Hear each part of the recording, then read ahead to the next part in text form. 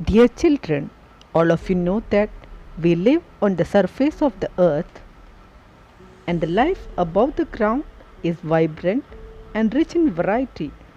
But have you ever wondered what kind of life we can hope to come across underground? Let us listen to this poem, Underground, by James Reeves, and explore the world of the rabbits and the ants. In this poem, the poet James Reeves, visualizing some insects and animals busy underneath the ground, and he wonders whether they would stop their work and hear him walking on the ground above.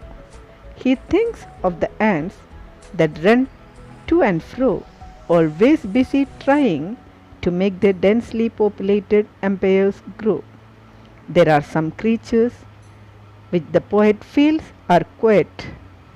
These creatures feel secure underneath the ground but sometimes are disturbed when people decide to dig the earth for some work.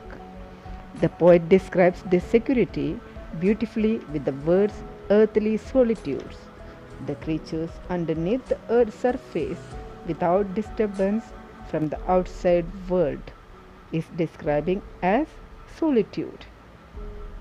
He feels that the roots of the tree are also busy spreading into the graves of the dead. Now, let us listen to the poem. In the deep kingdom underground, there is no light and little sound. Down below the earth's green floor, the rabbit and the mole explore. The quarrying ants run to and fro to make their populous empires grow.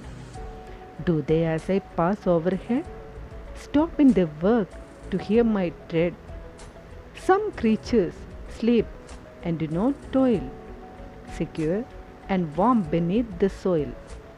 Sometimes a fork or spade intrudes upon their earthly solitudes. Downwards, the branching tree roots spread into the country of the dead. Deep down, the buried rocks and stones are like the earth's gigantic bones. In the dark kingdom underground, how many marvelous things are found? Dear children, see the imagination of the poet. While the surface is all green with ample light, the underground is dark and devoid of it. But that doesn't mean it is any less lively than the life on the surface. In fact, it is teeming with life, with rabbits and ants, turning explorers and burying deep underground. Like the animals on the surface hunt for food, these ants and other life forms toil for food. Some animals choose to rest safely and snug in the warmth of the earth, and sometimes are disturbed when people decide to dig the earth for planting saplings, for making a well, or burying the dead, and so on. When the people dig the earth with the tools like fork or spade, it could accidentally wedge into the homes of the creatures living underground.